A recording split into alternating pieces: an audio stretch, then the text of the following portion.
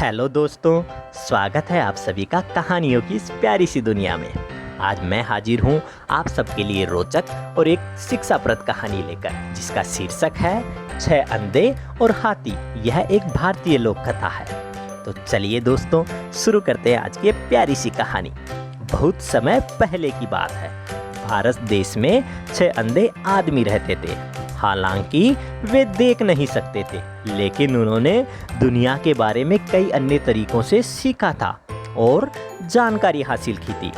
वे अपने कानों से बांसुरी का संगीत सुन सकते थे। वे अपनी उंगलियों से रेशम की कोमलता को महसूस कर सकते थे।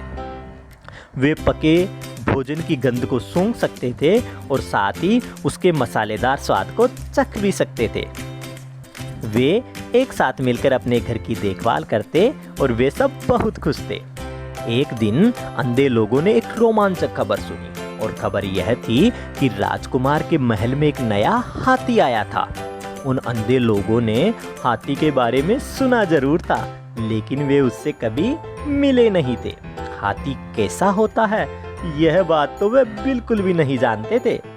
चलो, हम राजकुमार के महल में जाएंगे, उनमें से एक अंधे ने कहा। तब हमें पता लगेगा कि हाथी वास्तव में होता कैसा है। और वे सब मिलकर राजकुमार के महल के लिए निकल पड़े। महल तक की यात्रा जो काफी लंबी थी, वहां पहुंचते पहुंचते उन्हें प्यास लगने लगी थी, लेकिन वे पानी पीने के लिए भी नहीं रुके, क्योंकि वे हाथी को छूने को बेचैन थे। अंत में महल के द्वार पर पहुंचे। उन्हें गार्ड ने रोका और आने का कारण पूछा। अंधे आदमियों ने उसे वहां अपने आने का मकसद बताया।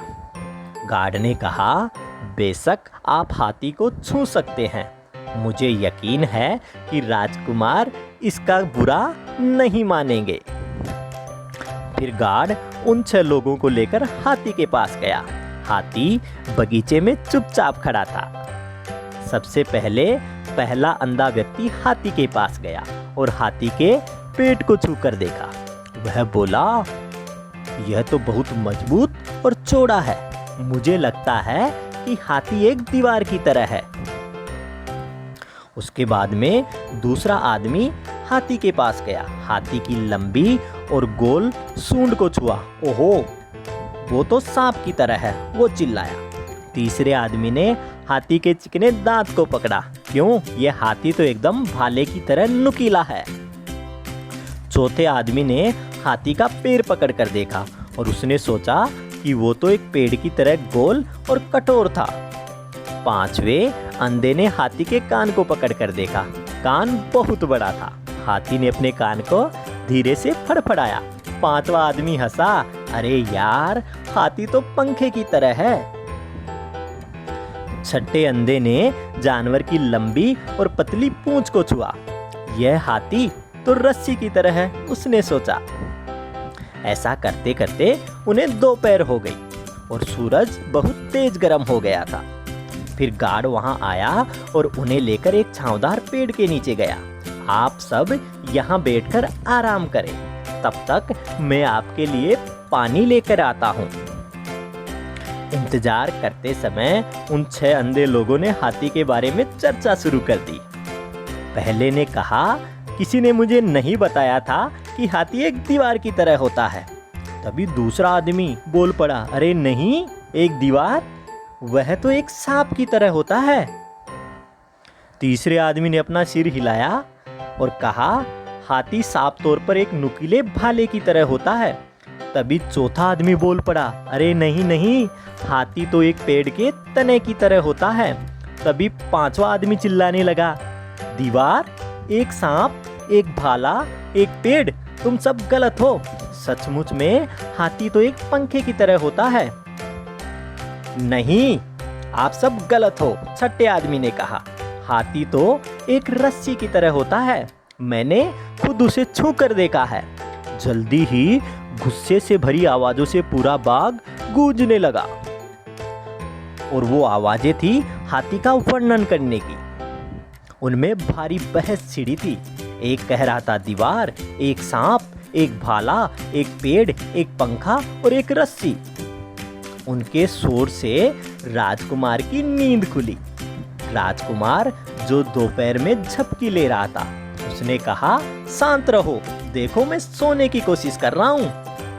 अंधा व्यक्ति बोला, हमें खेद है राजकुमार, लेकिन हम इस बात पर सहमत नहीं हो पा रहे हैं कि असल में हाथी होता कैसा है। हम में से प्रत्येक ने हाथी को छुआ है, लेकिन हम में से हर एक को हाथी बिल्कुल अलग अलग लगा है। अब आप ही हमारी समस्या को हल कर दीजिए। राजकुमार धीरे से बोला, हाथी एक बहुत बड़ा जानवर है।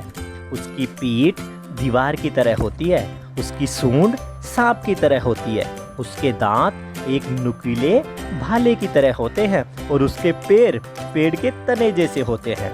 उसकी कान पंखे जैसे होते हैं और उसकी पूंछ एकदम रस्सी की तरह होती है। तो तुम सभी लोग एक तरह से बिल्कुल ठीक हो, लेकिन तुम बिल्कुल गलत भी हो, क्योंकि तुम में से हर एक ने हाथी का केवल एक हिस्सा ही छुआ था। यह जानने के लिए कि हाथी वास्तव में कैसा होता है, तुम्हें उसके सभी हिस्सों को एक साथ जांचना होगा। अंधे आदमी राजकुमार के शब्दों के बारे में काफी देर तक सोचते रहे। उन्होंने महसूस किया कि वाकई में राजकुमार काफी बुद्धिमान था।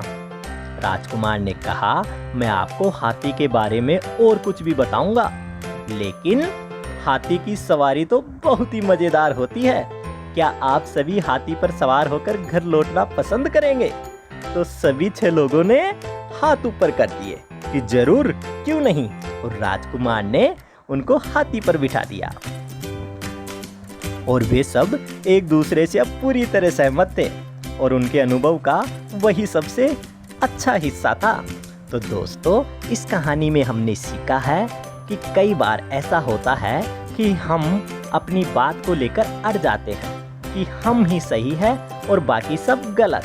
लेकिन ये भी संभव है कि हम किसी बात का केवल एक पक्ष ही जानते हों और हम पूरी जानकारी हो ही ना।